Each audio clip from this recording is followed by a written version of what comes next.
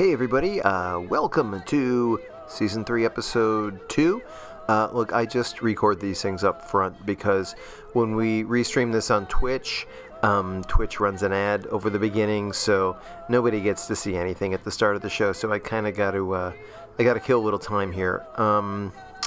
This was a really fun week. Little Zoom audio problems. Rikki was a little soft in places, blah, blah, blah.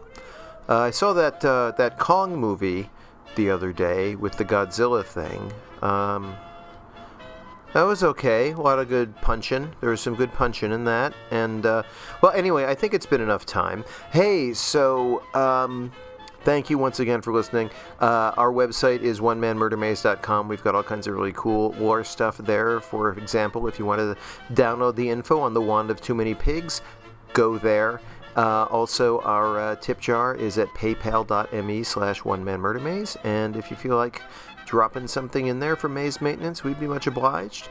Also, no, that's it. Here's the show. Hello. What? Is that one? Are we in? Hello. Yes, hi. This is this is One Man Murder Maze with Rikki Simons and Eric Trueheart. We were just we were talking about the Skyrim mods. Because I've been playing Skyrim again, and I've modded the living bejeebus out of it. Right. So what did you add? What's on your mod? Well, apart from you pointed this out. I re-graphics everything. It's all weenies. Yeah, re-graphics. It's all yes. It is trees of weenies. Trees and weenies, trees of weenies. Yeah, it's just like it's a sea of weenies. It's mountains of weenies. It's the fields of weenies. Oh. Trees of weenies. Yeah, I just plugged in all the weenies, and it makes it hard to figure out where you are, because you're basically it's a landscape of, weeniedom. Oh, weenies. there it goes again. There he goes. Yeah, you've said weenie too many times, and the internet's But I highly recommend if you're gonna watch Skyrim, because as you said, the old one looks like the old graphics kind of makes the whole world look like a dirty butthole, I believe. It's like dirty, yeah. It's like, I mean, it's not. They're not like super bad graphics. They're just like they're detailed to the point where it's like I don't need this much. No, I got them much full, and like the forests look good. They're forests. Yeah. But I assume that those forests just drop out of the sky from other games or something. Yeah. Well, now forest, and then flies away. Pretty much, yeah. But in the way I've got it now, it's just weenies. Oh, good. And then it flies away. So, hey, anyway, welcome to the show, everyone. Marcus, maybe it's a good time to run the opening credits. Tell me why, I'm still stuck in this place. All the violence, it's just a one-man murder maze. I reappraise my ways, I put my favorite place in a blazing haze. And I end my days in this one-man murder maze. And let me rephrase, these are the days in a one-man murder maze. Man murder maze, man murder maze.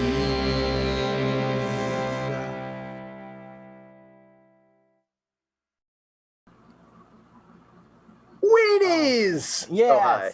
Hello, everybody. This is One Man Murder Maze, the D&D game podcast for people who don't get invited to parties, because it's just me. I'm the one man, and there's Rikki Simons, who is the game operations director. This is the party I threw, and you showed up. No, just me? Is anyone else coming? I didn't invite anyone else. This went from sad to creepy very quickly. You want some pretzels? No. Wait. Eat some pretzels. What's in them? Why? No, you drug the pretzels. Yeah, come down to the basement. I'm not stupid. Anyway, I don't even know what you said. I heard you whisper something. Oh, no, it's fine. It wasn't creepy at all. Well, anyway, we are very wanted to thank Gen Con for letting us do this stream on their channel. This is our season 3. And we want to thank particularly Derek Gooder, who's been our point man there, and also Marcus Mays, who's our tech guy in the booth. His last name is Mays, which means he was destined to be in Dungeons and Dragons, or as he himself said, be a not very good Marvel villain. Right. A guy who just like Mole Man. Yeah, God, Mole Man. Don't even. What were Mole Man's powers? He was a mole and he's a man, and I think he had like a bus or something. Messed up. That is totally messed up. A bus with a drill.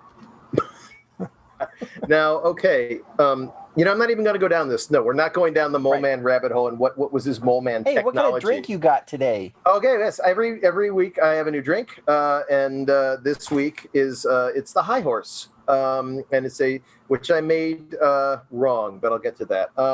High Horse is by the people at Death and Company, which is a very schmancy cocktailian place, and it's founded in Brooklyn. Cocktailians. And yes, a woman named Sharon Tebey Seidel. I think I'm not pronouncing that right.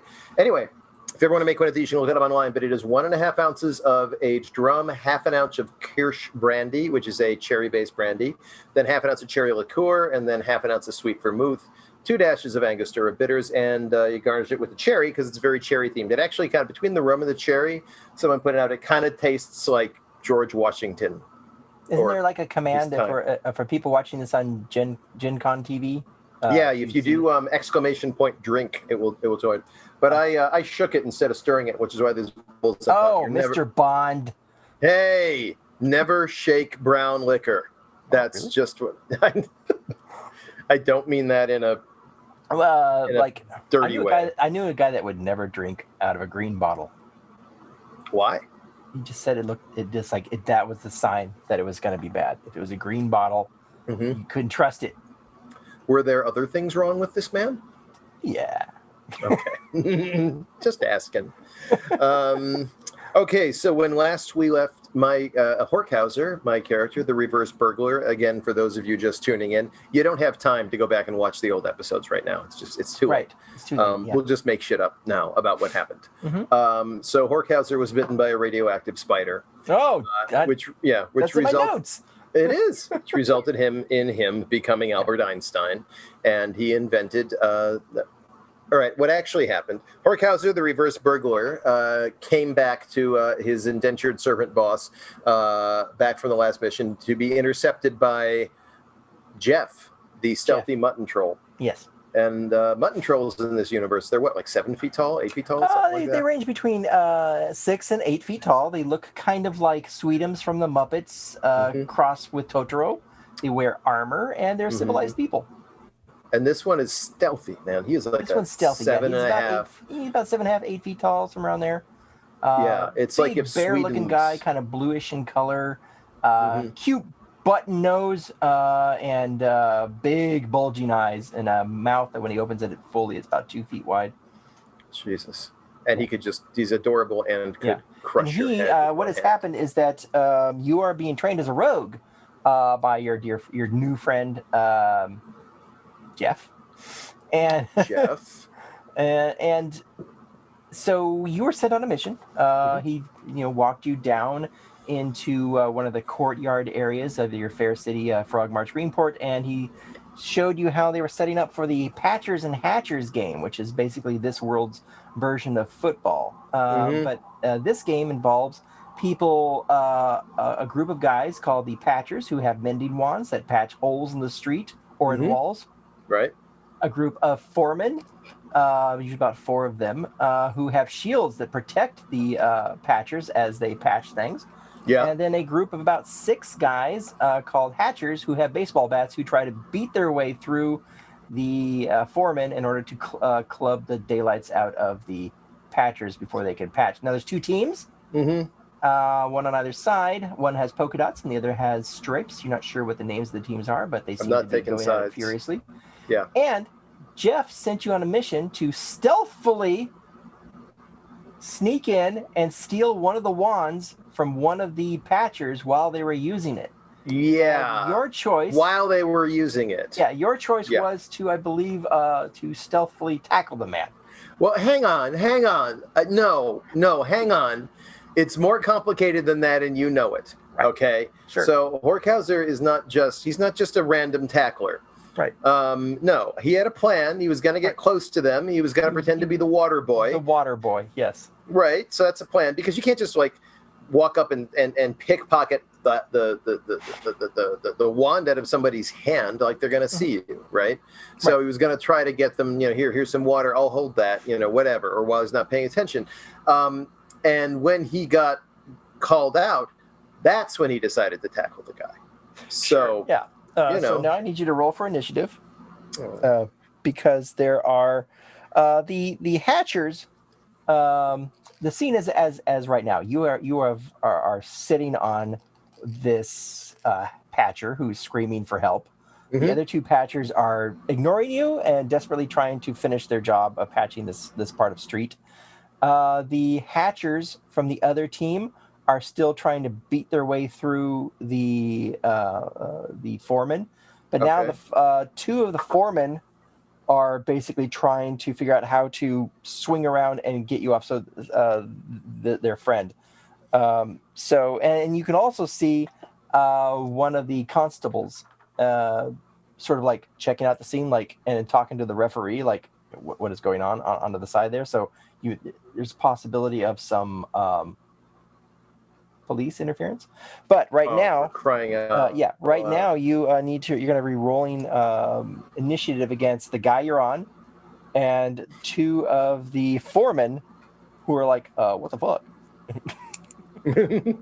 All right, now I've got a bonus dex bonus of +3, and I've got the alert feat for those of you playing with feat rules, and by those of you I mean us. And even so, my total is +8, and so I only got a 16, which means I rolled an 8, which I guess is not bad. Not bad. Okay. Everyone should like an 8. An 8's a good number. Yeah. So what's your total number? Know what I'm saying? I didn't hear it. What was your total number? I don't know. Oh, what? 16. Okay. That's with your bonus, your initiative bonus? Yes. Excellent. You want me to? I can show you the 8. No. I believe you. It's just that two of the guys, the two foremen, each rolled a 20, so they have 21. They will be going first. Whereas the patcher on the ground, who's screaming his brains out, he got a 10 +1, so it was 11. So, what's going to happen is that the foreman with that's closest to you with a shield just sort of spins around, looks at you, and tries to punch you in the face. So, no, I don't like this at all. Actually, no, you're still below him. Yeah. And he's still below him, and so he's not really going to get a swing down. So I think he's just going to try and pull you off, is what he's going to do. So he's got his shield. He's awkwardly trying to grapple you, basically. So this is going to be, we're going to go for dexterity here, because he's trying to like swing around underneath you and see if he can get a grip on you to pull you off. So it's going to be his dex versus yours. So he rolled a 12 plus dexterity, so 13. He got a 13. Is it against my armor class, which is 16? It'd be against your dexterity, which is also 16. Okay, so he did not. He's like trying to. Unless you want me, unless it's a contested roll, which I'm sure like the really hardcore players in the audience know this off the top of their head, and they're I'm not going to give you a disadvantage on this because this is awkward. This came out of the blue. You surprised all of them. The guy is like, he's trying to hold off the hatchers who are trying to get through still, and he's at the same time he's trying to like jostle and get his arm underneath you, and he wasn't able to do it. So the other guy is going to try to turn around and just bash you with his shield. So this is going to be a strike. And he got a 19. 19 plus nothing. Wait a minute. I'm sorry. Yeah, unarmed strike. That's an unarmed strike. Is a shield an unarmed strike? I don't know. Is it shield? No, I don't think so. I don't know. Actually, that's a good question. Well, I got 19. It's still higher than. It's still higher than my armor class. Yeah. So yeah, we're not worried about it. So yeah, he bashed you with the shield, and that's gonna do you. How much? Bludgeoning damage. You got 4 hit points of bludgeoning damage. Just all right. And I need you to roll a strength on the grapple that you had on this patcher guy to see if you're able to maintain the. Okay. I rolled a 15 total. 15. Okay. So you are no longer grappling the guy on the ground. He's like shoved you forward. He didn't throw you to the ground or anything, but you did like roll off of the guy. Okay. So now it's your turn. All right. Okay, so I'm going to pull out my wand of too many pigs. Oh God. Okay. Yep. Nothing like a little chaos to to get things going. And so the wand of too many pigs, for those people who are unfamiliar, I'm pulling it out of the inventory, and the description is really good. And I realize that it's not in my D&D Beyond anymore. No, I don't know what happened to the wand of too many pigs. It's gone. It's so gone. It's so gone. No, I've got it for you. Let me see.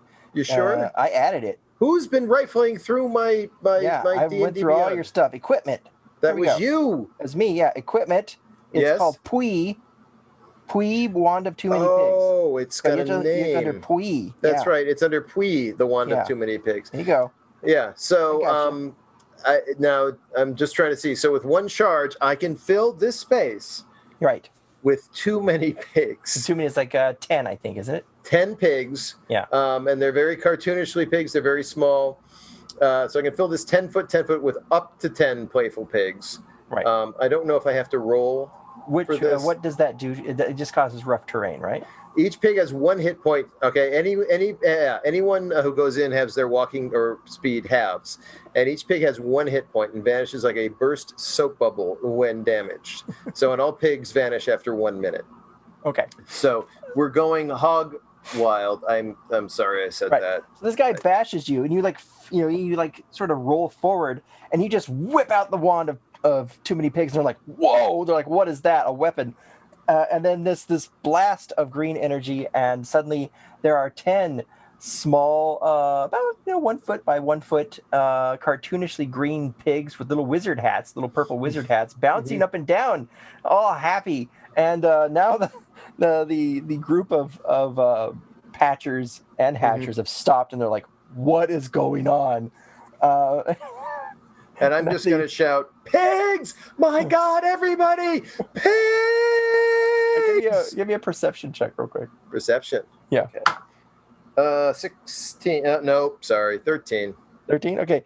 You don't notice, everything's chaotic, but you don't notice what's going on outside the court, but you do see that the other teams, or this team's hatchers, who were beating the crap out of the other team's foremen to try and get to their patchers, have sort of stopped now, and they're just watching what's happening now. They're not coming to aid yet, but they're just sort of really confused. And even the other guys who were the hatchers who were trying to get through on this side have stopped and are just they just don't know what's happening anymore.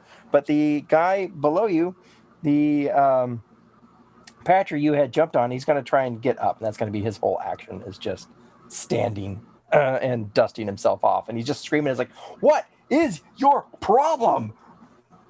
At me? Yes. I don't think I've done anything wrong. Okay, so the next turn up is the foreman who took a swing at you or tried to grapple you, and he's going to try to grapple you again to just get you. He's so frustrated with you. So we're going to go for dexterity. But he's going to have to get through these pigs. Yes. I mean, so he's about. Well, he's right above you. So who can grapple me? I'm going to make this a disadvantage for him. Okay. It's a disadvantage for him because he's confused by the pigs.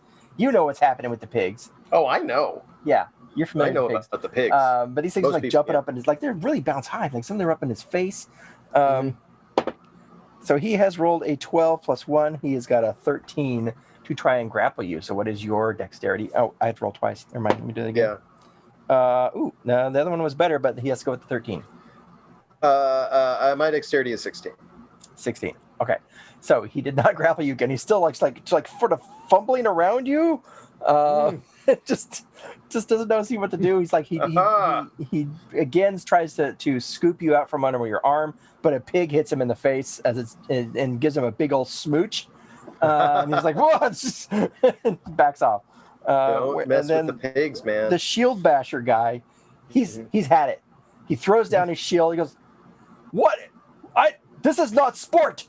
And he just marches off the field. Now, I have a question. Yes. And that is this. So I know that there's only 10 charges in the wand. Right. If I use it again to make more pigs, the first pigs don't disappear, or is there like you can't use it again. I think you can't use it again until these pigs are gone. Oh. So these pigs have to be expended. I really wanted more pigs. I know, guess but I have that's a lot of pigs. If you think about it, have you ever seen 10 pigs? It's a lot of pigs. No, not in one place. Yeah. Wait a minute. I've never seen 10 pigs in one place ever. Yeah. Do you think maybe there's like less than 10 pigs in the whole world and they just shuffle them around? I've seen some photos of pig farms. It looks like there's more than 10. Yeah. Yeah. That's sad.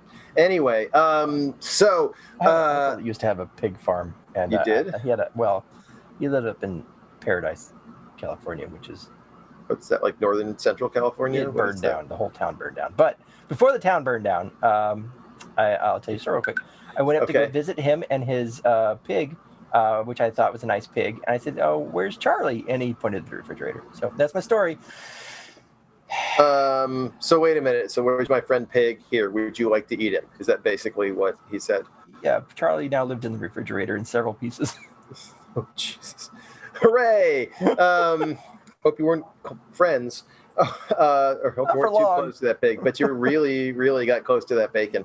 You can share your intimate secrets with bacon and it doesn't judge. So,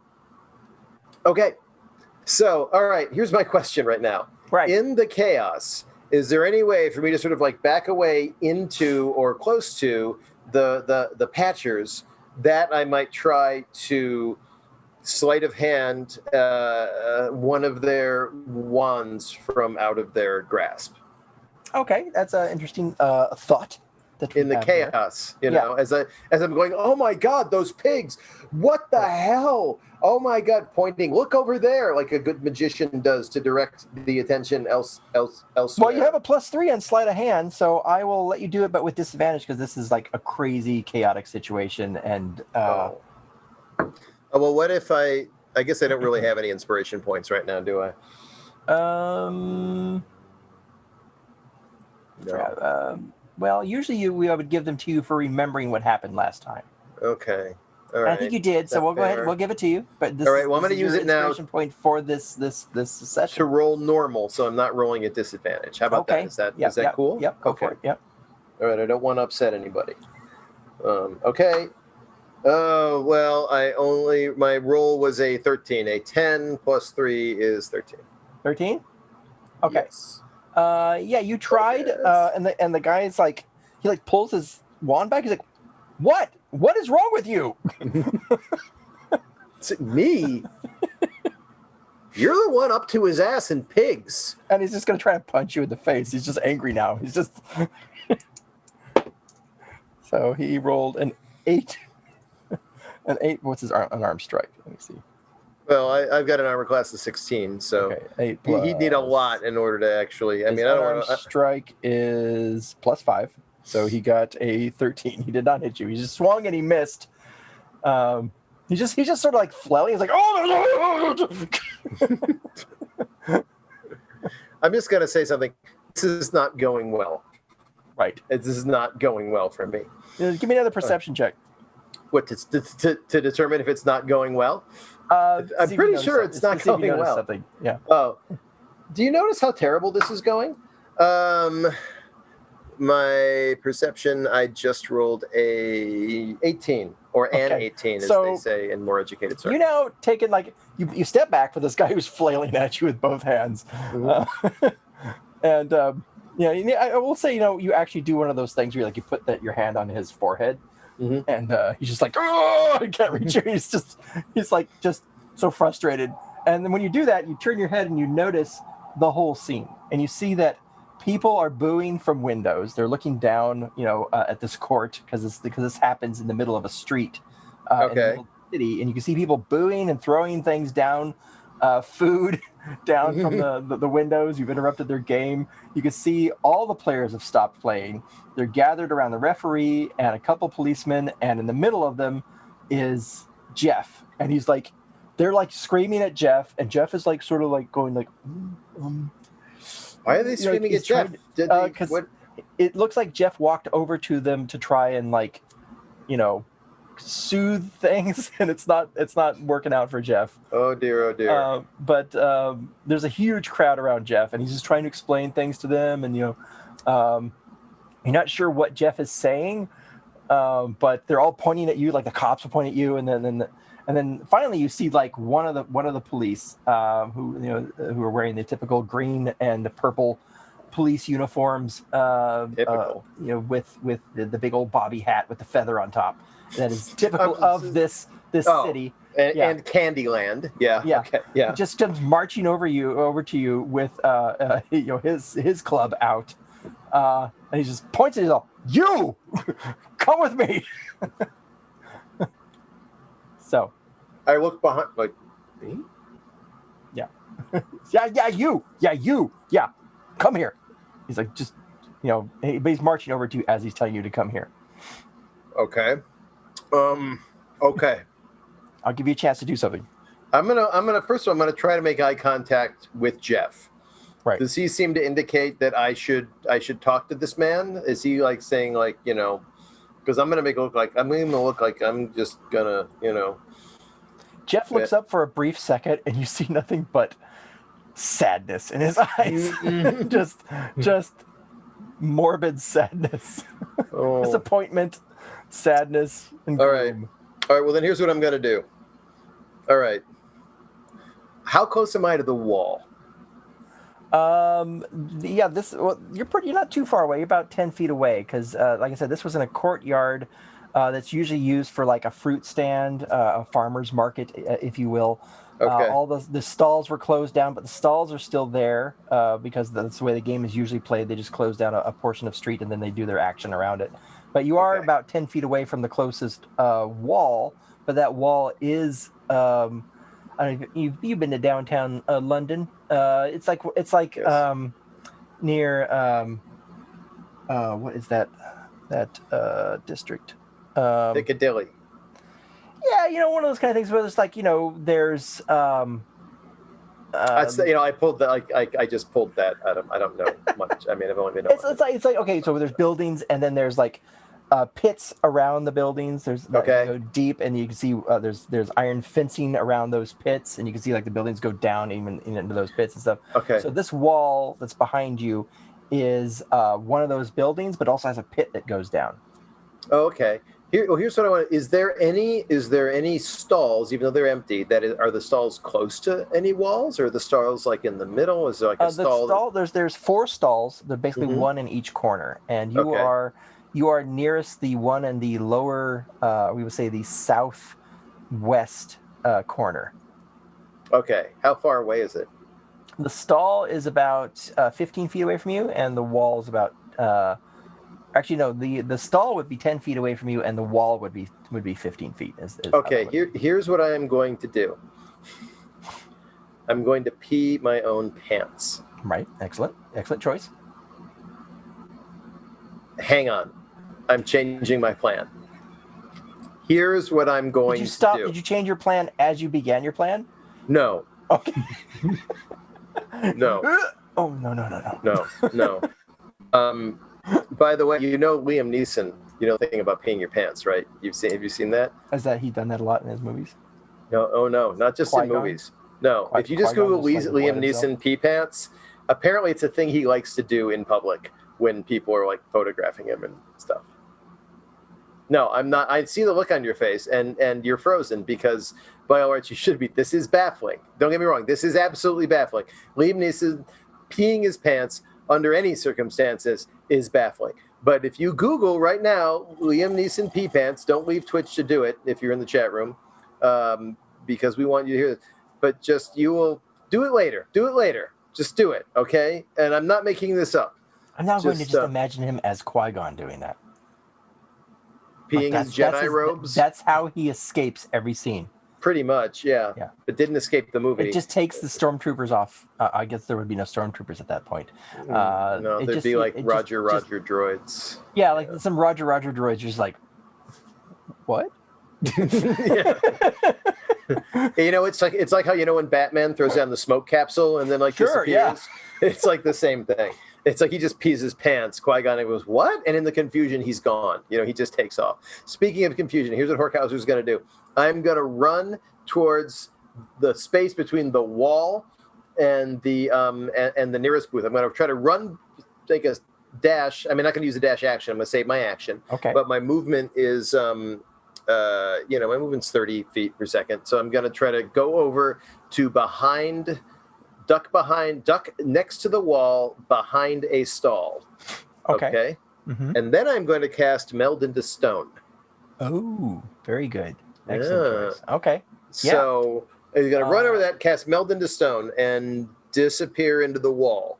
Yeah. Now, you don't have to roll anything for Meld into Stone, do you? You just do it. Right? I don't think so. So you step into a stone object surface large enough to fully contain your body, melding yourself and all the equipment you carry with the stone for the duration. The duration is 8 hours. If I want to just, I didn't bring a picnic lunch or anything like that, but using your movement, you step into the stone at a point you can touch. Nothing of your presence remains visible or otherwise detectable by non-magical senses. While merged with the stones, you can't see what occurs outside of it, and any wisdom perception checks you make to hear sounds outside of it are made with disadvantage. You remain aware of the passage of time and can cast spells on yourself while merged in the stone. You can use your movement to leave the stone when you entered it, which ends the spell. So there's no in and outy on the stones, right? No ins and outs. Right. Otherwise, you can't move. So, and damage to the stone doesn't harm me. But it's partial destruction or change in its shape to the extent I remember this part. Yes, okay. Yeah. All right. Yeah, so you do it. You just go behind the stall. He runs, he goes, he sees the guy and he goes, right behind the stall and then ducks down as though he's getting under the stall, in very almost Harold Lloyd fashion. And then as he does, he casts a spell and just sort of sneak into the wall and just sort of sit there and wait. So as you meld back into the wall, the sounds of the cacophony of shouts and swears and boos from up above sort of fade out until there's a boop sound in your ears, and then darkness, no sound. There goes my camera again. Yep, no camera either. Oh, there it comes. There you go. I would like to solve that problem. There's a lot of things we'd like to solve. So that was portentous, though. That's actually what it looked like. You went into the wall, everything went black. There was a weird camera symbol in front of your eyes. Yeah. Okay. So what I'm hoping happens is that they go, my God, he's hidden behind that stall. He's hidden in that stall. And they go and they tear the stall apart. And it's like, my God, he's gone. How long would you like to wait in the wall? Well, here's the deal. I can hear what goes on outside, very muffled. So I can do perception checks at disadvantage. All right, go ahead, do that. Yeah. Okay, so that's 13 plus 8 is 21. Actually, plus 7 is 20, and then 16 plus 7 is 20. So I got a 20. Excuse me, and I'm going to try to figure out. So you very clearly hear, within the first 30 minutes, you can hear people are just tearing that place apart, looking for you. You at one point you hear what you think is your teacher Jeff going, "Oh, I guess he's gone." Woo! Yep. Okay. All right. And then after about a half hour of that, you hear the whistle, and it sounds like the game is back on. They've collected themselves. The game then goes on. Go ahead and roll again. Okay. Find out how long this game goes on. I'm kind of going to wait to see if they get close to me. Another perception is 13 plus 7 is 20. And then, 6 plus 7 is only 13. 13? Okay. It's a little hard to hear this part. So you're in there for another hour. It's been in there for an hour and a half so far. And it's kind of hard to hear for the next hour. But it sounds like muffled, the muffled grunts and cheers of a game going. All right.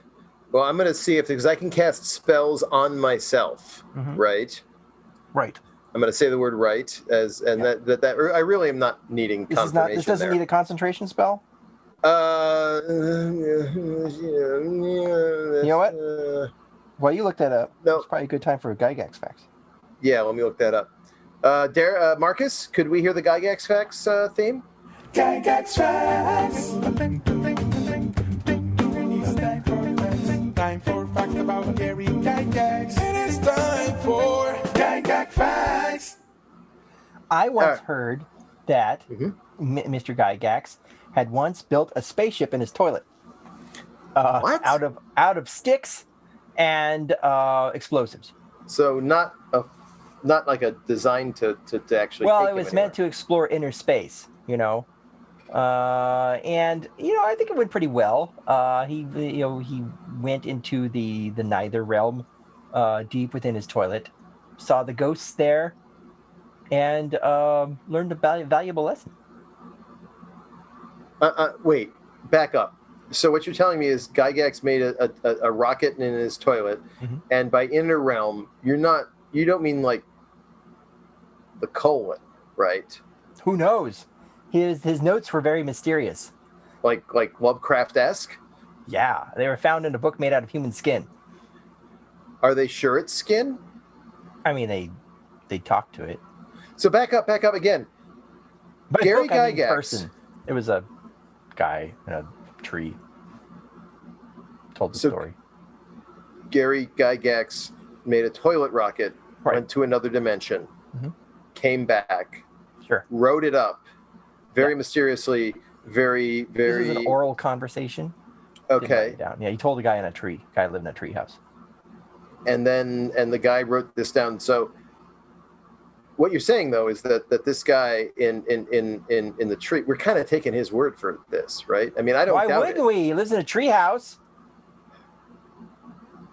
Anyway, yeah, it's just a duration 8 hours. There's no concentration. Okay, that's the end of the Gygax facts. And the Gygax.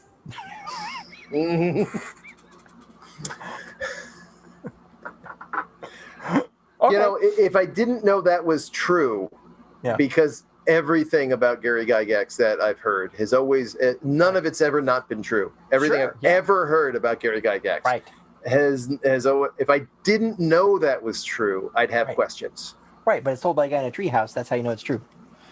Anyways, right. So, 8 hours. What spell do you want to cast on yourself? Well, I'm trying to figure that out. I'm trying to see if I have a little disguise thing I could use to sort of like get out of here. You know, to see if I can, you know, I mean, apart from changing into, you know, doing a wild shape, changing into an animal. I'm sorry, I just had this idea like, I know, I'll change into an animal to sneak my way out. And then I had this idea of, I know, I'll change into a monkey so I can actually grab the staff from a guy. And then I had the idea, the revelation that if a monkey suddenly turns up in the middle of this game, it is not going to be a sneaky affair. This is going to be suddenly attract everybody's attention. Right. If a monkey turns up in the middle of this. So it's a choice between either, you know, changing, doing animal shape, or anyway, you know what I'm saying. You could go smaller than a monkey. There's nothing smaller than a monkey. That's science. What? Mice? Mouse? Yeah, okay, you're right. I was making that shit up. That's not science at all. Yeah, I could become a mouse. Can I go that small? I can go that small, right? Yeah, it's not about size with your range of what you can do as a druid. It's about the power of the creature. All right. And the mice are definitely within that range of like. And even you were a mouse once before. I was a mouse once in college. We've all gone through that stage. Yeah. All right. I'm going to turn myself into a mouse, and I'm going to leave the wall. Okay. Okay. All right. Now, because of your sword, Distortia, cast a spell on you a long time ago to help you out. And what that spell does is it affects your shape shifting, so that when you change into an animal, usually when a druid changes into an animal, all the equipment and clothes and armor and all that stuff gets absorbed into your body and becomes a part of you, such is the nature of the spell. But with you, you still have all your clothes on, but it now fits a mouse, and you still have your little sword. So you basically pop out of there like a little Redwall mouse. So like a Don Bluth character or something? Yeah, like a little Don Bluth character. Like I don't know if you read the Redwall books, but basically you got your clothes on, got your fireman's hat. Hey everybody, let's go get some cheese. Yeah, your your firefighter's hat and your sword. You hear Distortia, which has the little cherub face on the end of it, go, "Hey, still working. All right." Damn tiny sword. Oh man. So you popped out as this tiny little mouse, dressed all cute in red wall, Don Bluthie. All right. Here's what's going on then. Yeah. All right. So what do I see? What state of the game? What's the state of the game? Is my little mouse? This is towards the end of the game because is there cheese anywhere? You don't. We'll get to the cheese. What about an angry cat? Do I see an angry cat anywhere? Well, make a perception check. Okay. Hang on. 25. 24. You see no cats. Okay. You do smell cheese, but you think it's about 30 feet up in someone's window. Fair enough. Yeah. Okay. So what you see is this is definitely the game is winding down because the stretchers are out, the injured players are being taken away. This is how the game always ends. It looks like the team that you were assaulting, which I think was the Dots, has lost. Serves them right. And it looks like that there's an argument about that in the middle of the court. It looks like some of the players are punching each other, and the referee is trying to break it up, and the cops are trying to break it up. You don't see Jeff anywhere. Okay, here's what I'm going to do. Okay, is there, because a number of these players, the patchers are probably being carried away on stretchers and that sort of thing. They're in there.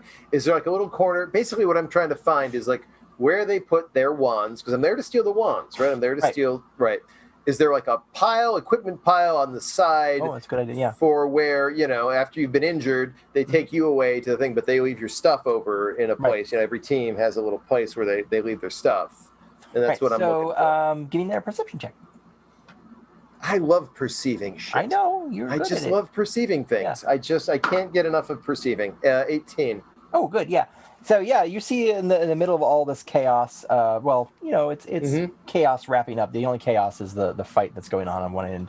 But over on your side, you could see that the patcher helpers, the little squires, whose job it is to basically mop up everything for the patchers, are there, and one of them has his case out. It's like a suitcase. He's got it open. It's got little velvet lining, and another squire is gently placing the 3 wands back into the 2 of the wands are end, and one of the squires holding one of the wands. All right.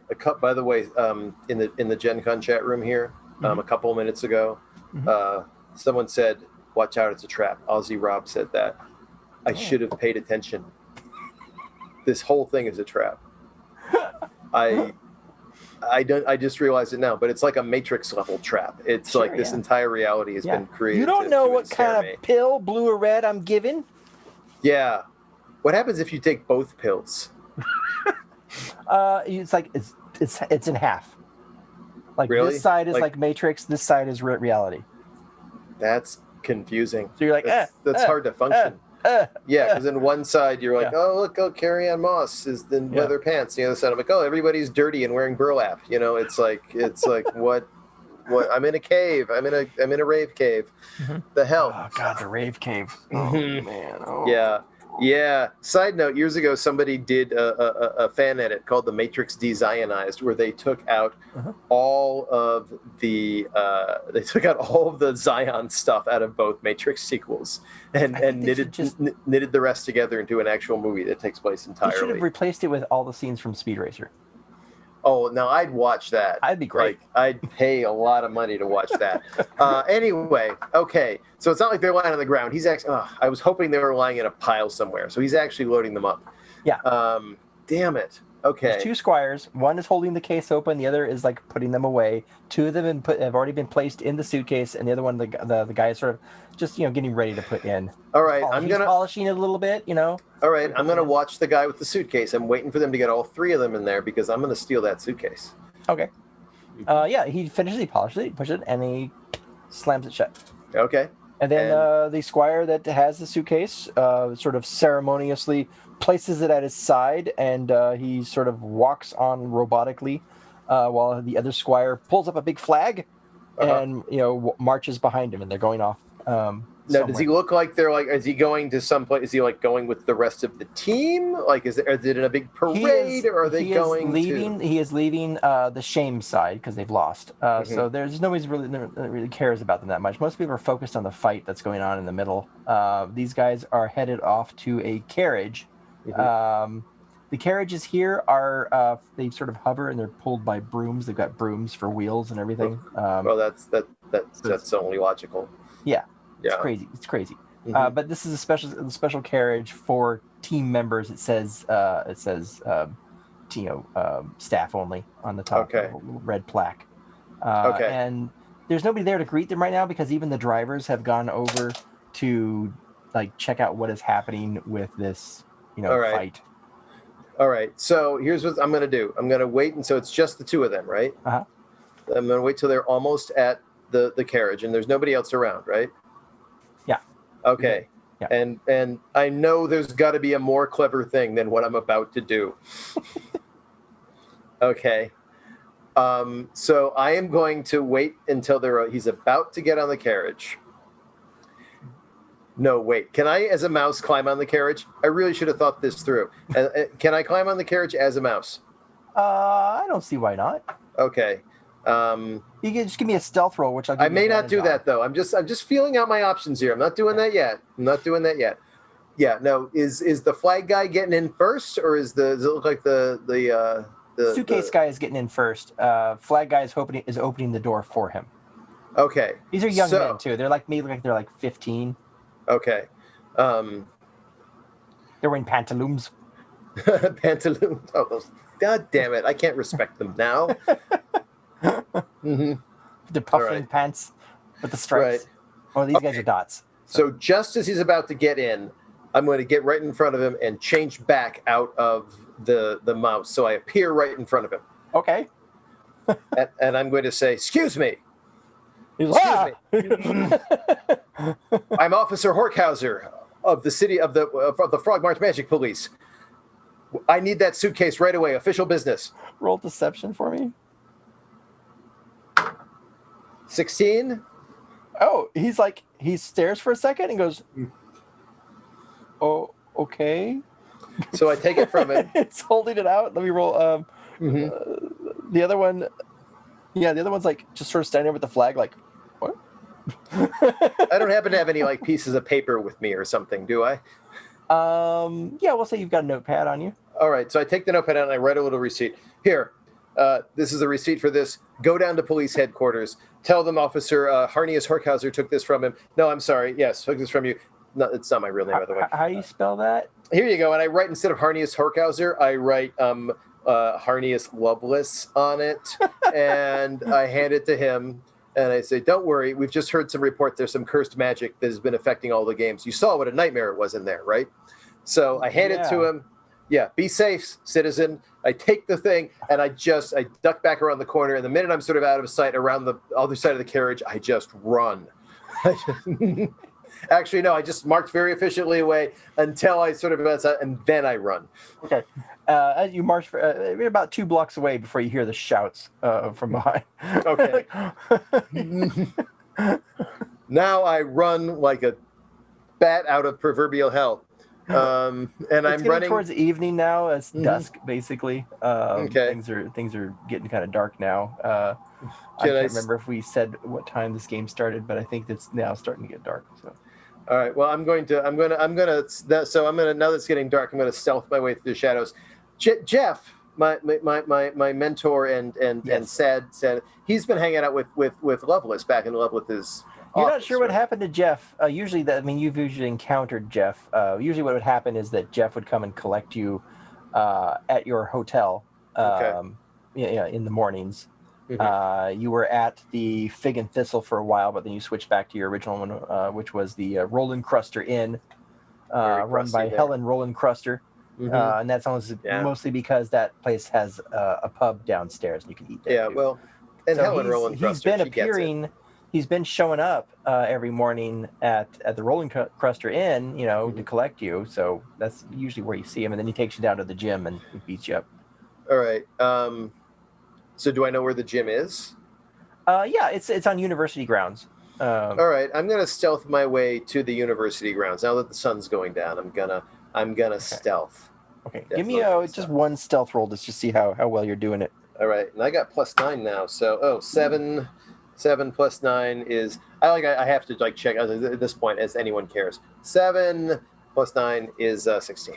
Excellent. Okay, yeah. You seem to do a pretty good job of stealthing your way back, keeping to the shadows, finding all the nooks and crannies of the city, hiding Mysterious stuff. stealthy. You know, hiding behind a cat every once in a while. Shh, You know, stealthy.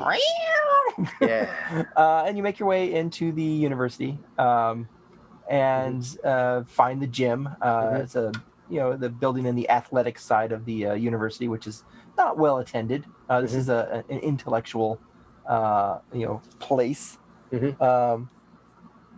And as you are walking in, give me one more stealth. Hang on. Come on. Big money, big money, big money, big money. No. I got a 3, which is plus 9 is only 12. Nice. Math. Okay. As you're about to open the door, you hear, Harnius. Well. From behind you. Ooh, do I recognize that voice? You do recognize the voice. It is the voice of your uncle, the one who sold you. The uncle who sold me into indentured servitude is here? Yes. Oh my God. You hear him from behind you. All right. A cold prickle runs up my spine with every angry ounce of my being. I turn around. His name's Lenny, by the way. Lenny? Or Lemmy, like Lemmy Kilmister of Motorhead? I have... It matters! It doesn't matter. Lenny. I have Lenny written down. Okay, so that must be true. It's your Uncle Lenny. My Uncle Lenny. I turn around. You see him there, dressed in the green and purple and orange robes of a professor of the university. You see a little badge with his name on it, Lenny Horkhauser. And he's just sitting there with his arms folded, that same old smug look. He's all, well. Heard about the commotion down in the town.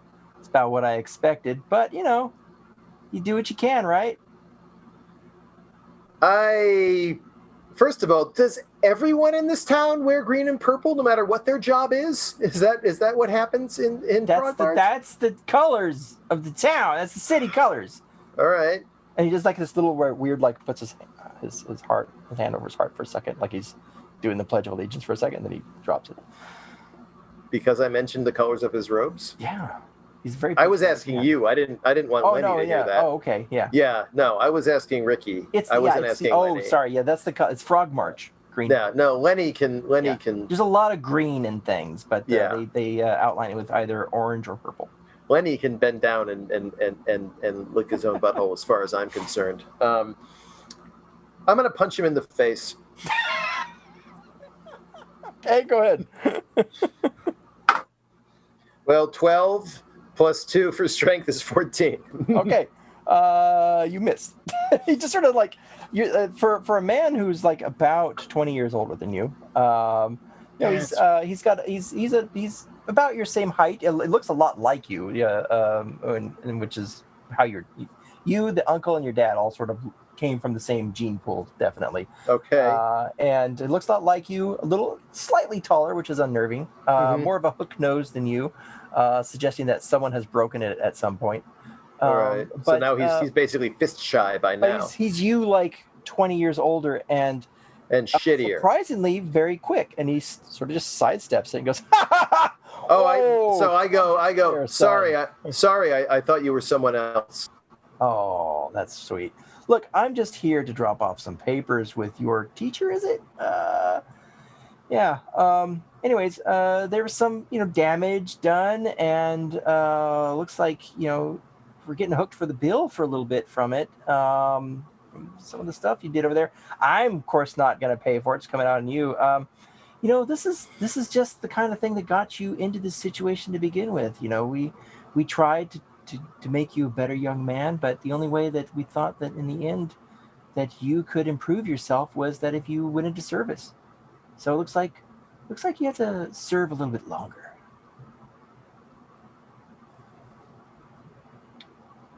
Anyways, hand this to your instructor, and it's a bill for 1,000 gold for interrupting the. All right, I take it from him.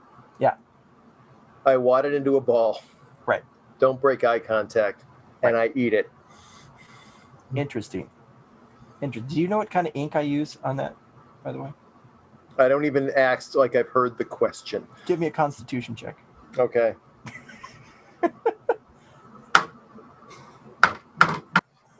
4. You hear your stomach go, and he hears it too. Mm-hmm. He's going, interesting. All right. Well, have a good day. And he just turns and starts to walk away.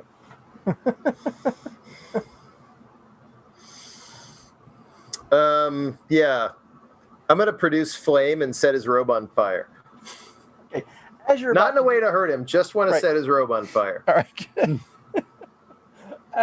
That's a cantrip, right? Yeah. Go ahead. Let me look up what I need to roll. Yeah. You know, it's funny because I'm being way more violent than like any person would be in that real life situation. We've had history with this man. When you're trapped in a person with with too much. Yeah, when you're trapped in a with a guy with purple and green robes. What am I supposed to roll on too much? I think you just said it's an attack. Mm-hmm.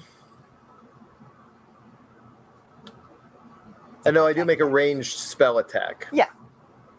So whatever your bonus is for ranged spell attack. And remember, I'm just trying to set his robes on fire. I'm not trying to hurt him. Right. Oh, God. Nope, missed. I got a 4 and just, He doesn't even look back. He just sort of lifts one leg and goes, ha, ha, ha, and just walks away.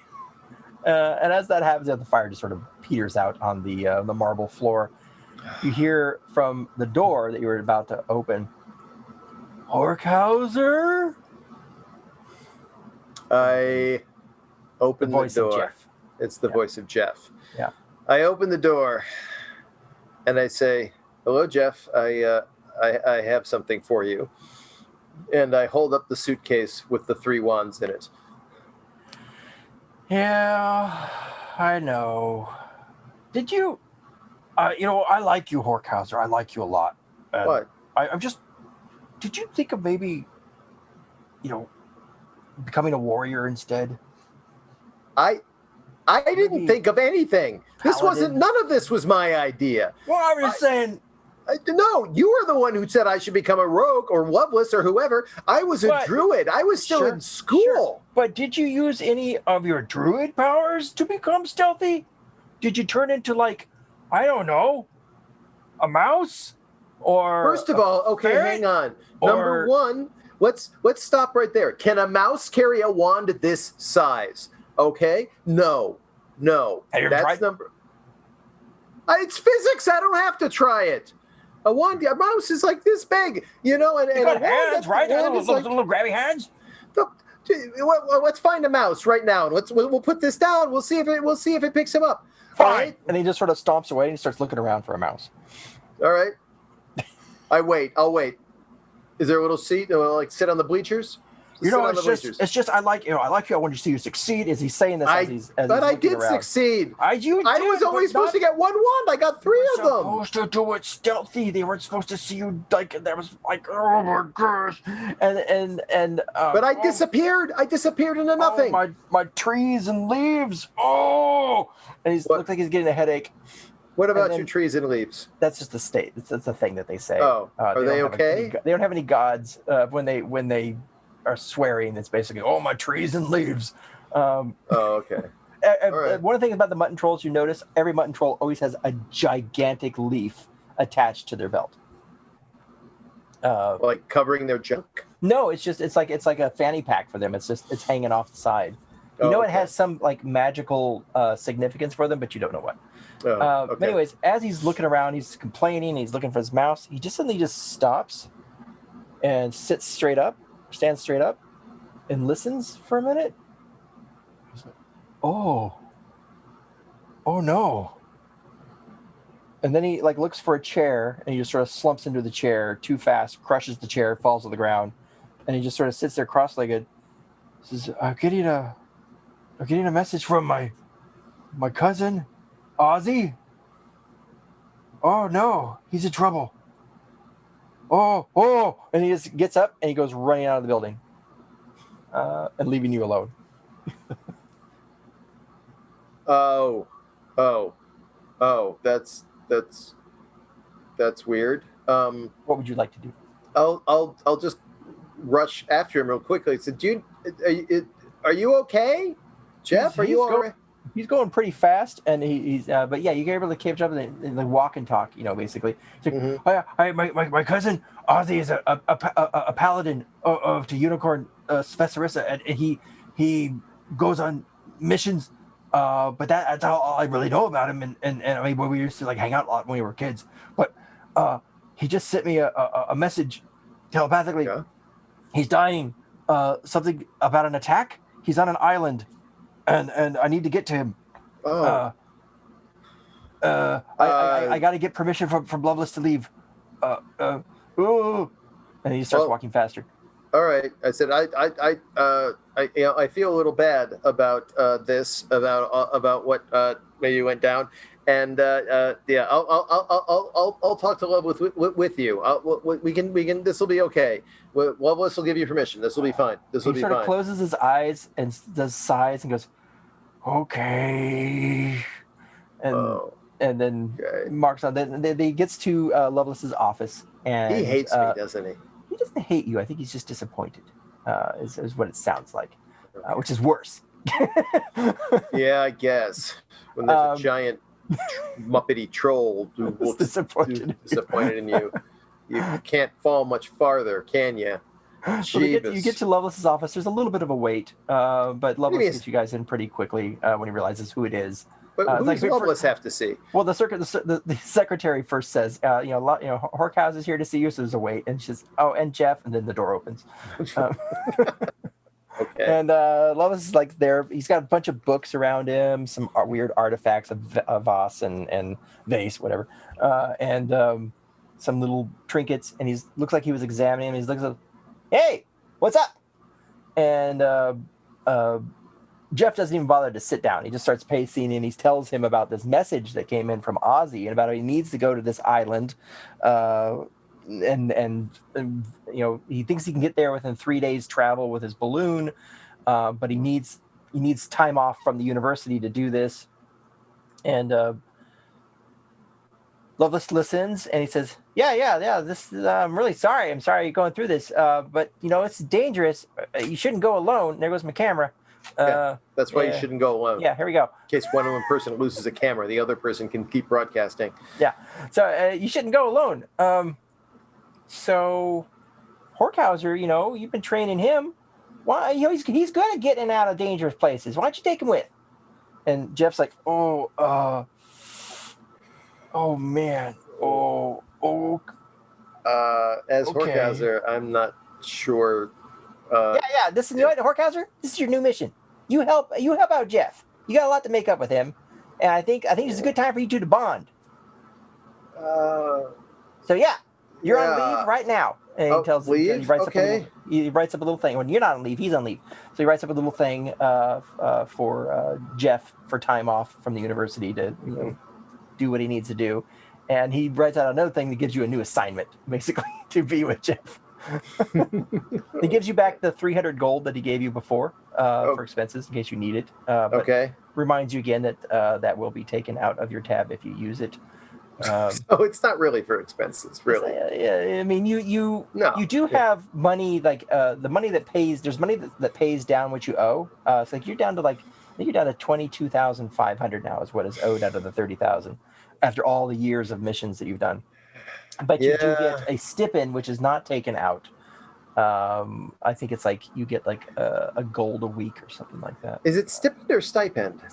Stipend. Sorry. I don't know.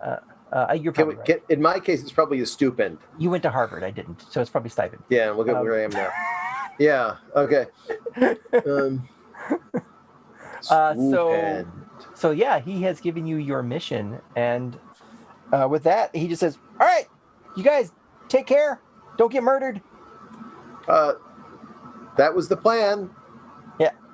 Jeff just sort of goes, "Okay, come on." And then Jeff's like, "Okay." So when you come out of the office, he's like, "Okay, we can't screw this up. Okay, you gotta be on your game, man. You gotta it's gotta be good. So tomorrow morning, actually, I can't even wait till tomorrow morning. This is serious. So tonight, get your stuff together. Meet me down by the balloon docks, on the south side, and you'll see my balloon. It's the only one there right now. Okay. And we go. I gotta get my family. And you see that he's got the baskets on his back that usually have his sheep family are missing right now. The entire family of sheep he carries on his back. Oh, I gotta get my dinosaur too. Anyways, I gotta go. And he runs off. What time? What time should I be? He yells over his shoulder. It's like, in 3 hours. All right. Okay. Anything you want to do in 3 hours before you take off on this important mission? I don't know. I'm very tired. Horkhauser's very tired. He's just tired of a lot of things. And he feels bad about sort of letting Jeff down, but also at the same time just feels like there's this part of him is like, why do I even care about any of this? I mean, why should I just take this opportunity to become a fugitive? Maybe just try to get to a different plane, never come back, Right. Change my name to, I don't know. And then the face of your Uncle Lenny hovers over you, mocking you from your memory. You're right. I have to succeed at this so I can come back and punch Lenny in the face. That's right. See? That's right. It all makes sense now. It's not an absurdist universe after all. Things have a purpose. No, and my purpose, hang on, I wish I had some inspirational music. I don't. Marcus, next time I will have some inspirational music ready for you to play, but I don't have it now. But so somebody just imagine inspirational music. Yeah, I do have a purpose. I'm not part of some random leaf being tossed on the winds of destiny. No, I'm Harnius Howard Horkhauser, and I have a purpose in life. I matter, and my purpose is to succeed on this mission, help Jeff find his nephew, uncle, what was it? Cousin, right? Ozzy. Close enough, doesn't matter. To help him, and then come back here and punch my asshole uncle in the face. Right. That's the spirit. Damn it. Yes. That's it. God, yes. All right. So I'm going to go back to my hotel. Gonna check out, damn it, with a new spring in my step. On the way out, I'm going to buy a bottle of whiskey to put in my suitcase. Because Helen Rollencuster, the gnomish woman who runs a place, says, "You're looking good, Horkhauser." Thanks. I'm feeling good, Helen. All right. Yeah. And whiskey on the house. And she just plops it down in front of you. You can hear the inspirational music still going. It's the horn. Yeah. It's the horn that the horse makes you hear every day. That's right. But it sounds more inspirational this time. Wow, it's the Chuck Mangione horn that I've been cursed to hear every morning at dawn. And now it's playing an anthem. It's playing that Olympic anthem that he did that time. Oh yeah. And yeah, so I'm gonna take almost this whiskey. Chariots of Fire, but horn. Yeah. Horns, but horny. And yeah, and it takes the whiskey, and I go, Helen, I'm going to put this to such good use. I'm going to make you proud. And I put it in my bag, and on the way out, I'm going to march out and I go say, I just point at you, Gary, you stay strong. And you, Schmargle, you keep loving that wife of yours. It's Schmorgle. Whatevs. You know what? I had more, but I'm just going to leave now while I'm ahead. So I go out the door, and I think, and on the way back, do I pass a potion shop on the way to the docks? Why not? Yes, of course I do. Potions and Motions. That's Potions in Motion. That's the name of the shop. All right, Potions and Motions, and I walk straight in with like a purpose in my face and a spring in my eye, and I say, "Hey, fair shopkeep, I need a couple of your finest healing potions because I'm going on a mission to help a troll so I can come back and punch my uncle in the face. And God damn it, destiny has told me this is what needs to happen." Right. The Midal Fawn looks up over, with his little horns and his little rabbit face, looks up over the counter and goes, "Yeah!" And then and he puts down a healing potion for 50 gold. I say, you know what? I'll take 2. Okay. Nice doing business with you, mister. Thanks, pal. I had to And look I up what shoveled kind of healing potions those are for 50 gold. What? I had to look up what kind of healing potions those are for 50 Look gold. him up later. I'm on a roll. Right, sure, yeah. Yeah. All right. I'll put them in your inventory. All right, they'll be in the inventory later. I'll make a note. Healing potions, awesome healing potions, potions of awesome healing. I'm writing this down. Yeah. All right, and okay, so now I'm gonna march all the way to the balloon docks. Yeah. And every person I pass, I say, you keep doing what you're doing. Yeah. Hey, punch your Buster. uncle. Yeah, I'm gonna punch my uncle. That's right. And I look over and I pass the cop and I say, evening, officer. I'm on my way to my destiny to punch my uncle. And I keep walking. He's writing a ticket over a broom. And he's like, okay. Okay, yeah. I pass a homeless guy. I toss him a gold piece. I say, hey, your life can turn around at any minute. And you too can punch your uncle. And I keep walking, right? And we go, and he gets there, and I get to the docks. And I realize I'm probably an hour early. Right. But, you know, Jeff's already there. You can see him. His family is the ramp. It's a big balloon. But as big as that balloon is, and it's it looks like it's patched together with lots of different things as far as like the balloon sack goes. Okay. The structure below looks like a house that's attached to it. It looks like it should be bigger, but there is a magical spirit, a wind spirit, that is underneath the sack, and that is it's the spirit of the sack. Yeah, that is what will lift this up. It is not a helium or hot air or whatever that lifts this balloon. It is magic. Ooh, so you can see that he is loading up his family onto the ramp. There's a tree on this balloon too. So it's got a little house, a little tree. It's like a little setup, and you can see that one of the things he's trying to load on, and it's like he's having a hard time, is his Triceratops. It's a saddled Triceratops that he has. Like full-size Triceratops. Yeah.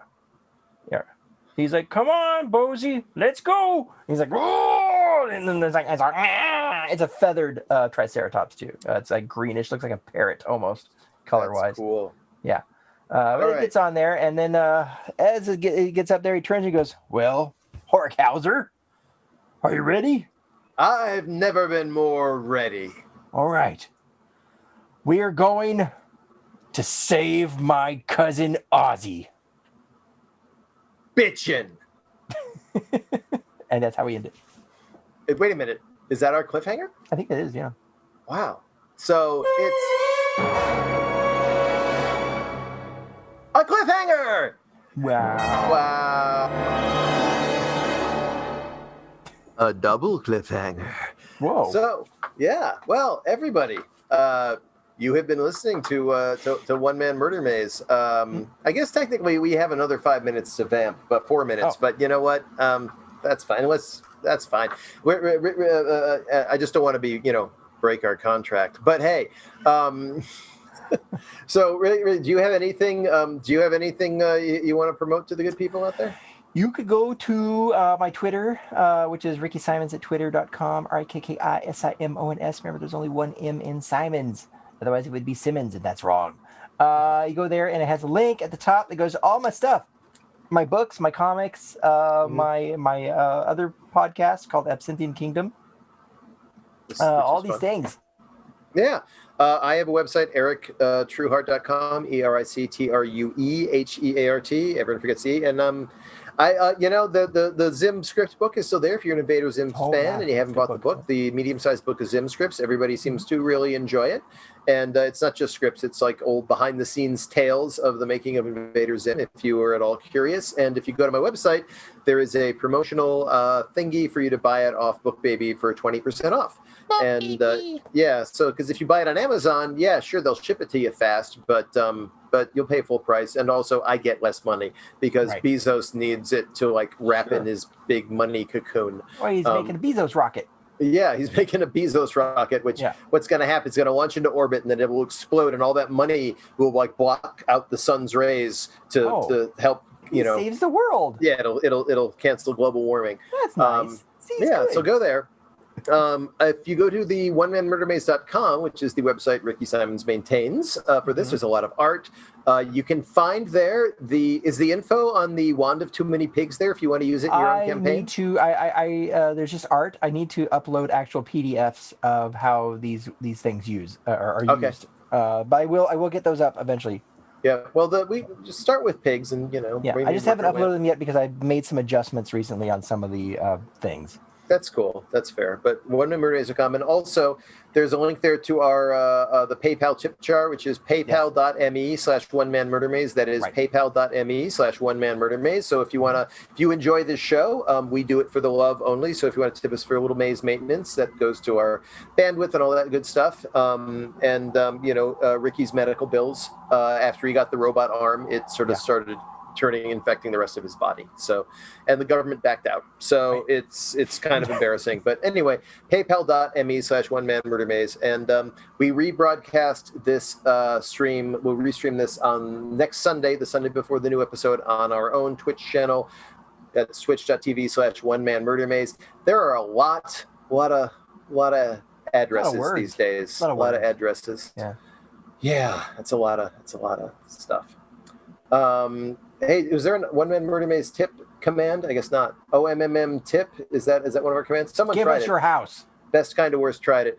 It's not working right now. Well, someday we will be able to have our little tip command work. So is there anything else you want to close this with? Some final words of wisdom? Just that, the amount of work you put into something does not equal the reward. Is it more or less? Sometimes more, sometimes less. If you had to say more often, is it more often or less? Oh, definitely less. Yeah, I thought so. All right, Marcus, roll the credits. This has been One Man Murder Maze with Rikki Simons and Eric Trueheart. If you enjoyed the show, hey, please tip your Maze Masters for maze maintenance at paypal.me/onemanmurdermaze. Our audio podcast is available on Apple and Stitcher. Our videos are on twitch.tv/onemanmurdermaze and also on YouTube. Just search for One Man Murder Maze. Our website is guess onemanmurdermaze.com.